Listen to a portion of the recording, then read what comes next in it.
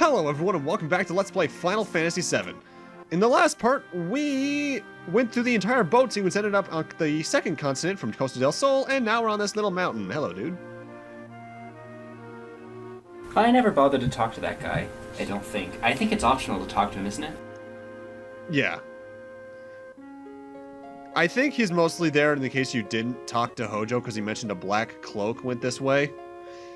Also, if you're wondering what that little transition was, I wasn't sure if I should include that previous little 30 seconds there in the last part, so just in case I stopped recording there. God, that's pretty. Yeah, it's a very pretty section, and actually the theme that plays there is pretty cool. I don't remember the name of it. Well, this... Yeah, that is a good song. This kind of came out of nowhere. Hello there, Mako Reactor. And, okay, Random battle. You're gonna get me into a fight before I leave, huh? Okay. First enemy for the part is the Bloat Floats. 240 HP, 90 EXP, 9 AP, 125 gil. Weak to wind, so again, if you have it, use it. Takes no damage from Earth. You can steal softs from them, and they can drop high potions. I don't think they have any notable special attacks. I'm scrolling through, I don't think I see anything of that sort. So otherwise, just have Chocobo Elemental on someone if you're in this area, and you probably will just take care of it pretty quickly.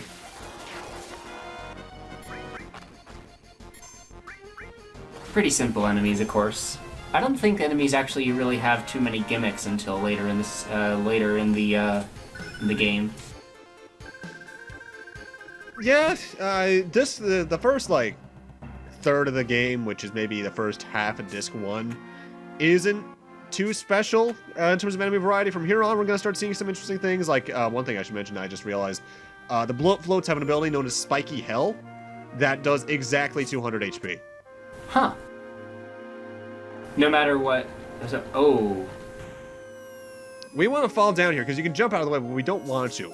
We're going to be doing this twice. You want to press left and mash the circle button the first time in order to fall down on this side of the screen and get an item. The next time we're going to do it, we're going to hold right to get the other item. It's not too necessary, but I want to show it off anyway.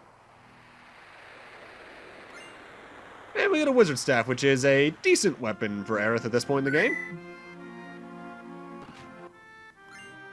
A W machine gun. Huh.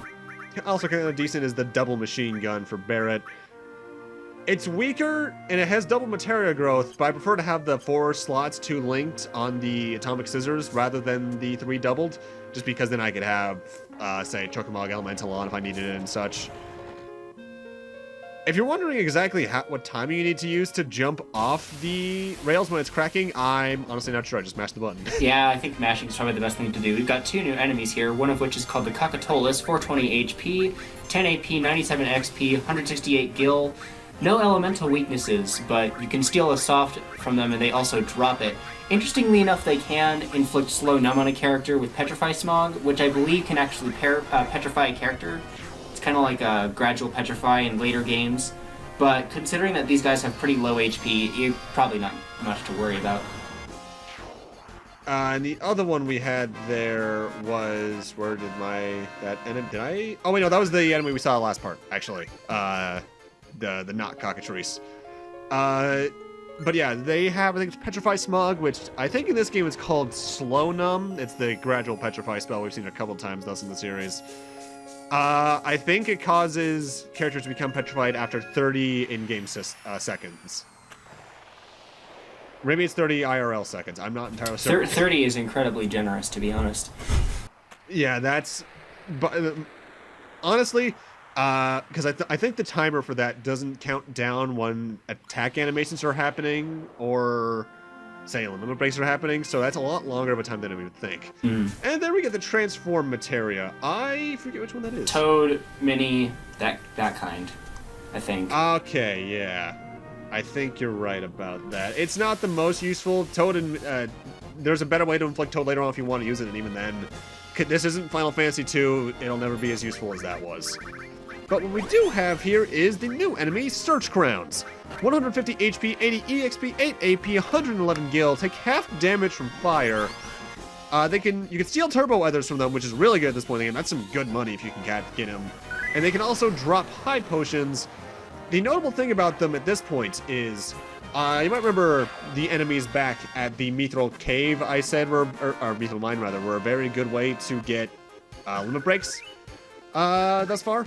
This is another good place to get limit breaks, because you, especially from this roller coaster section onwards, you're going to be very often finding enemies in groups of 5. Also, we want to take the top path on the previous screen, because that allows us to come up here and press this switch in here to lower that drawbridge over there. Huh. Scroll off screen to load the other environment tiles. There we go.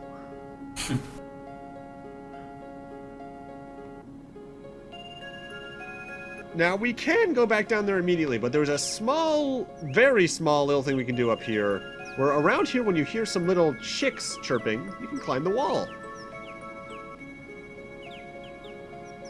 Baby chocobos?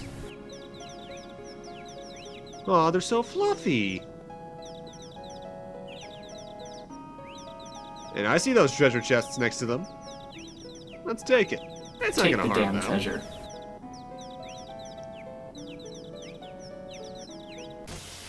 Okay, hi. Yeah, they throw you into a battle with another Cockatolis here. I'm just gonna have Yuffie use her Grease Lightning low break. So that's the mom, I guess? Yeah, So those kids are now motherless. they're not they're not chocobos. Yeah, they're baby cockatrices. That's oof. But we do get 10 Phoenix Downs for that, which, while Phoenix Downs are not the most useful in this game, you have them if you need them, and plus you can sell them for, I think, a decent chunk of change, I think, compared to others, admittedly. Yeah. Besides, you got a life spell later on anyways. Yeah. Next new enemy for this part is a Bagnadrana. I think that's how you say it. 450 HP, 110 XP, 11 AP, 120 gil, immune to fire and weak to ice. And they're also immune to gravity, interestingly enough. You can steal a diamond pin from them, which it sounds like a weapon for red, I think. Yes, I think you could buy that back in Junin. Nothing too special apart from their elemental affinity. Yeah. I think they can poison you with a poison breath ability, but again, status ailments aren't the most notable on you in this game because they'll fade after battle anyway. Yeah, it has poison breath. So, not much to fear there. I don't know why, but this is one of the backgrounds I think of whenever I think about the game. I think of the mountain that we were on earlier. There's a few specific sequences in this game I immediately think of, like, visually when I think of this game. One is the tower climb back in, like, part 3 at the end of the Sector 7 section. The obvious crazy motorcycle scene. This, and about 2 or 3 others later I on. have never seen this. Huh. Yeah, this is kind of a well-hidden room. Yeah, he can't do a thing for us. This is just a nice little treasure trove with some sources and a tent. And hey, free tent, I'm not going to complain. Especially since this is one of those Final Fantasies where tents are the best restorative item on the field, and there's no, like, cottage that's a bit stronger and such. Yeah. I actually dislike that about some games where tents don't revive characters that are KO'd. I've had some really screwy situations like that. Next enemy is a long-running staple, since I want to say 2, the Bomb Return. 600 HP, 150 XP, 20 AP, 192 gil. Immune to fire and earth, but they don't have any notable elemental weaknesses otherwise. As with some other bombs, the more you attack them, though, the bigger they get, and once they get big enough, they go kaboom, and that will hurt. They also have very strong magic. Yeah. I've noticed that in 9 specifically. You can steal a right arm from them, which is their right arm, which I think is essentially a grenade. And I think you can steal... no, they'll drop shrapnel, which is another attack item. It's essentially a stronger grenade. Oh, this place looks dilapidated. Oh. North Corel.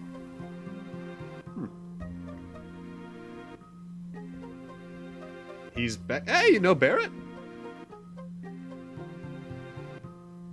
Yeah, right, bud.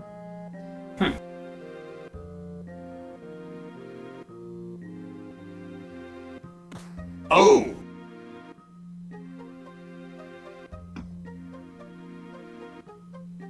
Barrett, what's going on, man? That's Wow. Coming back here. Well, he's clearly been here before. Are you just going to be vague about what he's done, or are you actually going to explain it? I'm sure Barrett will explain to us if he trusts us enough. Wow, those guys are assholes. Yeah.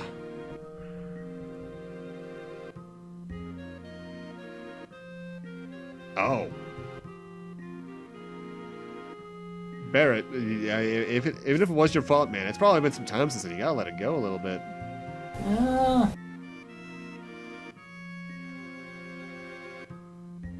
And I like that old lady's line in particular. Essentially, it's no one's actual fault, but in the eyes of the people, someone has to take the blame for everyone else to feel better. I think that's a pretty prevalent line about humanity, honestly. The blame game is strong. Anyway, North Corel here has some items, but it's all stuff we've, for the most part, seen before. Nothing's too expensive. You can get the transform materia here. Some usual status restoring items. What's your story? Ropeway station to the Gold Saucer. Oh, Gold Saucer. What a lovely place. Hey, I guess we'll check that out soon. I talked to him already. Just want to make sure he didn't have a story to tell us. Let's see what you got in the weapon shop. Nothing too special. I have all of this. Molotov. Oh. What the hell just happened? Well, that was weird. Okay, I thought that was my recording messing up for a second there. I got a little nervous. I think... I'm trying to think what that could have been. You know what that may have been? My battery may have been running low. Oh, I hate that. Remember when that used to come up in your videos pretty often? Uh-huh, I do remember that. Good times. Yeah, because that was the proper amount of time for me to reach over. Because obviously I record on the laptop, and I have my power cord next to it at all times, so I was probably just reaching over, grabbing it, popping it in. Mm-hmm. At least yours doesn't have a thing that says your battery is low and it covers the entire screen. Oh, it does, but because of how I record, that doesn't get picked up. Oh, that's nice. Alright, now there is an item in this room that is very annoying to get to because it's in that corner in this pot over here, in Nether. However, getting around the NPCs back and forth is a trial and a half. Is it worth it? I mean, that's 750 gil. Dude, you can kill some random monsters for like twice that gil at this point. Yeah. It's not worth it. And at this point, I went back to the area we were just in and grinded Yuffie up to her second level 1 limit break just to have it. You don't need to do that again. Limit breaks, for the most part, you can get fairly naturally throughout the game, especially for Cloud, but I just want to make sure everyone's at around the same point by certain intervals. So, yeah, Barrett, what happened here? Used to be around here. Looks like it's still there. Oh. Well, keep in mind, as we saw on the sign above us at the entrance, that place is called North Corel. Oh, yeah. So I guess Barrett's from Standard Corel. Central Corel. Coal mining town. Ooh, coal mining town in a game when Mako's a thing? Ooh. That would be rough from an economical standpoint for them. Mm-hmm.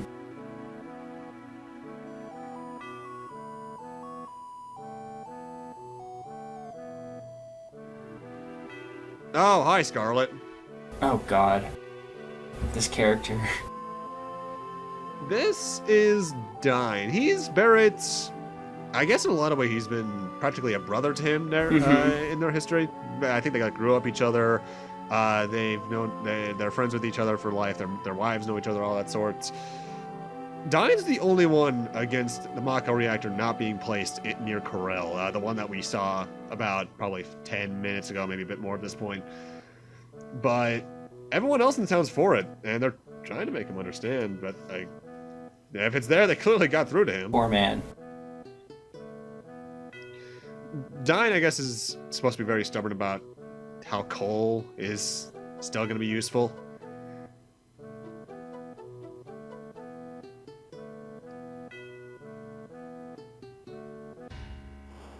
Oh! You know, that's 3 members of Avalanche now that have had their hometowns burned down. That's a running theme. Because Cloud, Tifa, Barrett. Tifa, yeah. I mean, hey, fire's effective. Apparently. It only destroys.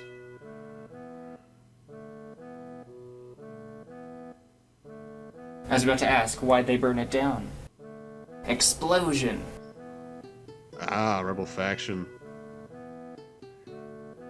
Now, there's one thing I'm curious about that I don't think they ever explain in the game, and that's if it actually was just a freak accident with the explosion, or if narratively, for instance, like before Crisis maybe explained this, it could have been the original Avalanche that did it. Well, let's get on that rope, boy. It looks like it's left-lated. Also, keep an eye on that guy in the bottom right. He just operates the lift. Yeah, he's the lift operator, but this is where you get to see how the game's kind of constructed with the backgrounds versus the FMVs. Because given how FMVs are rendered, the character models have to be placed on top of them. Oh, I think I know where you're going with this. So if you keep an eye on him in the bottom right now, he's on top of the building. Oh god, there's no bridge! Ah! This can't be safe. How do they do it? Well, it's like a gondola when you're skiing. So yeah. All right, we're on the battle bus. Where are we dropping, boys? Oh my god. I don't play Fortnite. That's the only thing I know about it. This place looks flashy. I could imagine a really cool siege scene happening where they do drop from the ropeway. Ooh, yeah, kind of like the... I almost said a thing that happens later on, but you know what I mean. Yes, I do. But I do, yes, exactly that. How much time are you going to be spending here?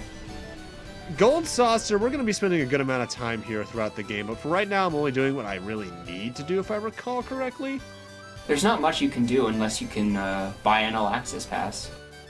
Yep. Also notable, we can do 2 things here. We can buy a one-time pass for 3,000, or another thing I did while I was grinding for Yuffie's second lunar break, I grinded up to 30,000 gil so I can have a lifetime pass, so I never need to pay to enter here again. The Wonders, not the Wonder Square, the Gold Saucer is sort of a giant casino of sorts. It runs off its own currency system known as GP. You can get it through a couple of different mini-games around here, and there's also a guy at the entrance randomly who will give you, I think, 1 per 100 up to... 100. 1 GP for like 100 gil up to 100 or something like that. Yeah, it's up to 100, so you pay up to 1,000 gil. He doesn't spawn all the time, though, so he's rare. It's random, isn't it? Yes. The best way to do that would be to get the lifetime pass and just kind of leave and enter over and over again. Oh, that would take forever. I'll be showing off most of the stuff in the Gold Saucer throughout the game. For right now, we're just going to be focusing on story. Yeah, Aerith, that was a little bit harsh there.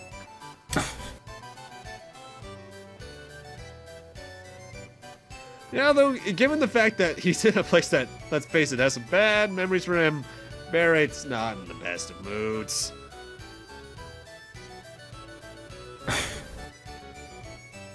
Bear, you're going to the best place in the entire area. The Wonder Square. No, he's not.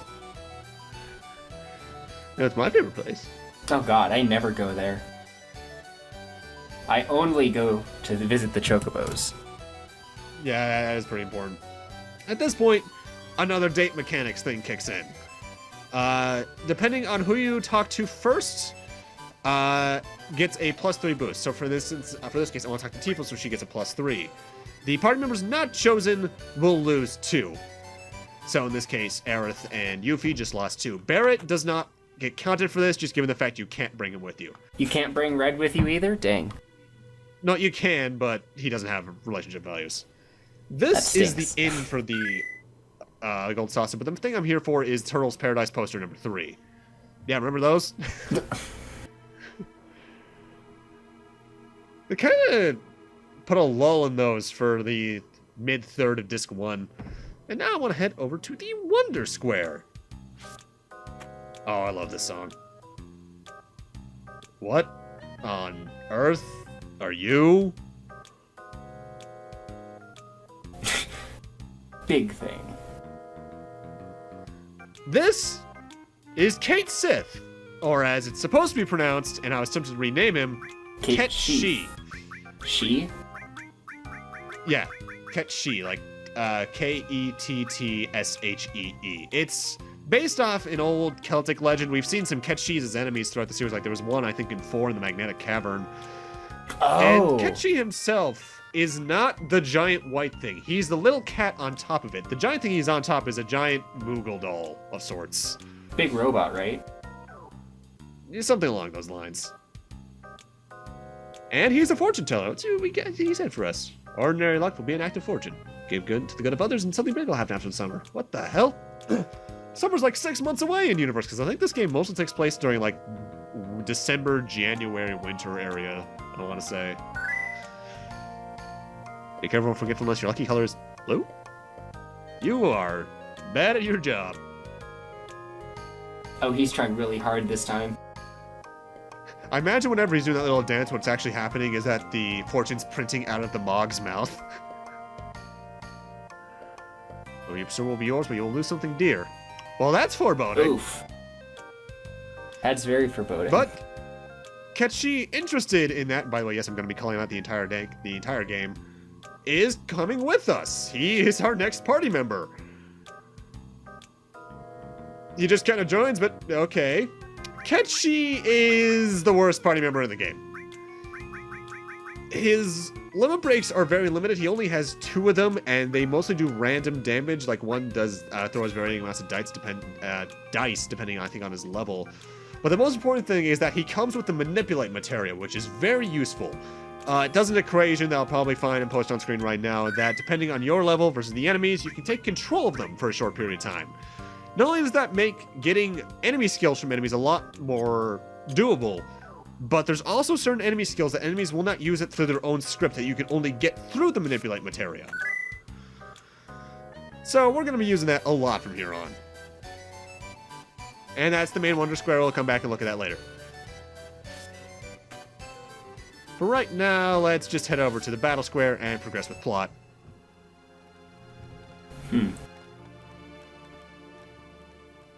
Well, oh god, a Shinra guard. Aha, I scared him to death.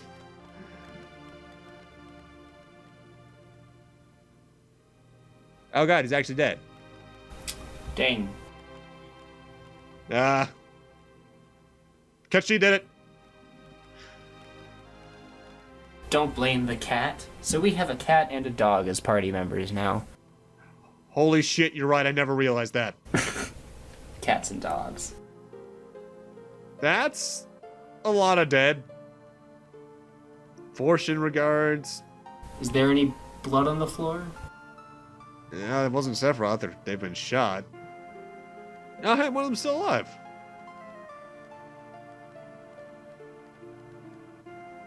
Uh-oh. Uh-oh. Not him again. Why did he do this? Barrett.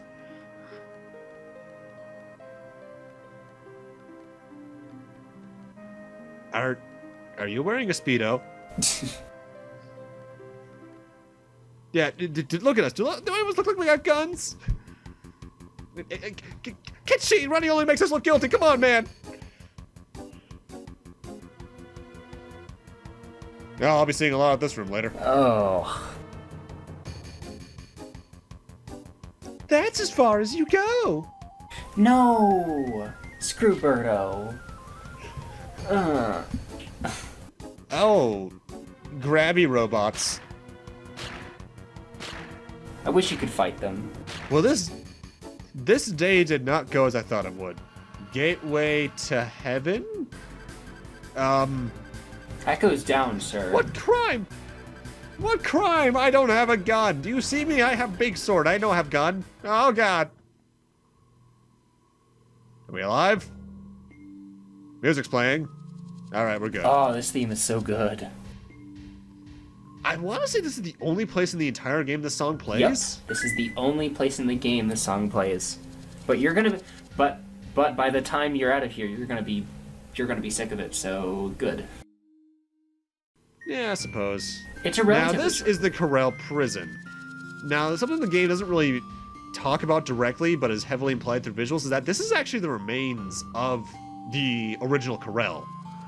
Gold Saucer was built right on top of the place. Barrett, you shot someone again.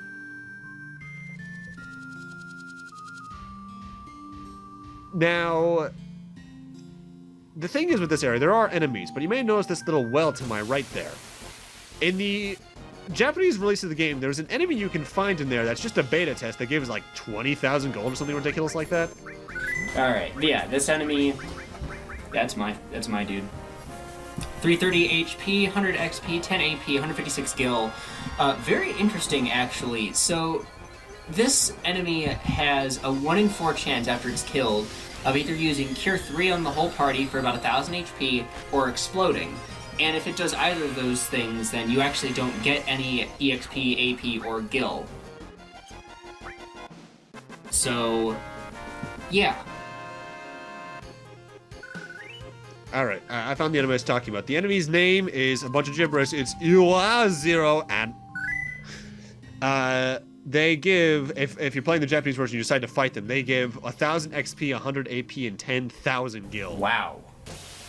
That is really good for this point in the game. If you're playing the Japanese version, you go down to that. Why can't well, you can fight do them. that in this game? They fixed the bug, because you're not supposed to fight them. They're just a test enemy. But what isn't a test enemy is bandits. 360 HP, 99 XP, 10 AP, 220 gil. You can steal X potions from them. They can drop tents. However, like an enemy I don't think we actually showed off back at Sector 5, they can steal items from you. I think they generally tend to get like non-standard items like... They steal gil from you as well. Source. Yeah, gil, sources, potions, so on and so forth. They don't tend to steal anything like weapons. Unlike But a I'd later, rather them unlike a not. later enemy can. Ugh. Wait, what? A later enemy can? Yes. Oh god. You didn't know this? I don't think I did. Oh boy. We'll have a fun time talking about that when it comes up. Yeah. Now, there are people who follow you around there, but I don't think they actually do anything. And yeah, this is what directly confirms this is Corel. Yeah, but dude, you're our friend. Oh god. Come on, Bear. Well, come on. Think about what we've been through. Ah! Man, he's got some real anger problems. You couldn't have told us to duck. Dick move. Barrett, we bombed places together. At this point, we're already involved with each other's stories, no matter what we do. Oh, Barrett.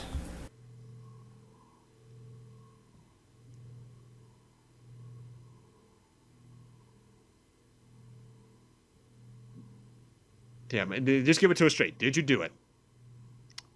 Oh, there's another man with a gun arm. Sounds uncommon, but I'll buy it. On the way back from the Mako. I actually really like this whole cutscene. It's really cool. Yeah, this scene is nice.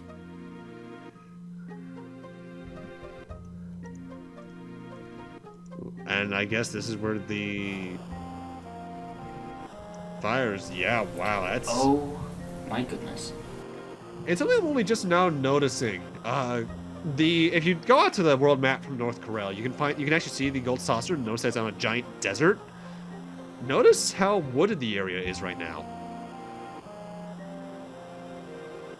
That means either the Mako reactor has really just done some damage on the earth around it, or this fire really messed up the environment.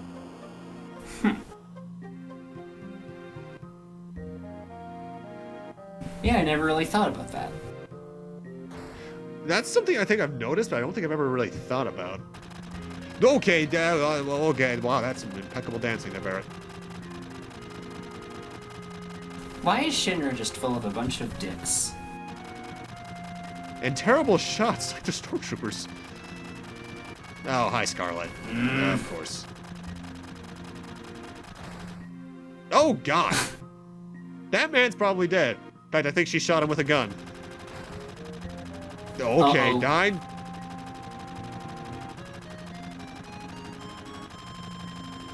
Yeah, come on, man. Marlene? I guess she would be born at this point. Ooh. Down he falls. And there goes. That's how Barrett's arm got screwed up. Ow. Got an artificial one, but they got the gun grabs, and I guess Anchor really made him, what? Yeah, revenge and stuff. But this is interesting. There's someone else with a gun arm on the left arm. And Dine's injury would be the same as Barrett's if he survived that fall. Mm-hmm. So I guess Dine's alive. That's the only one other person that we think of with a gun arm. Unless Heidegger has one hidden underneath him. And I doubt Heidegger would be actually, no, Heidegger would shoot Shinra troops, but only because he thought it was fun. Right. There you go. Gwa-ha-ha!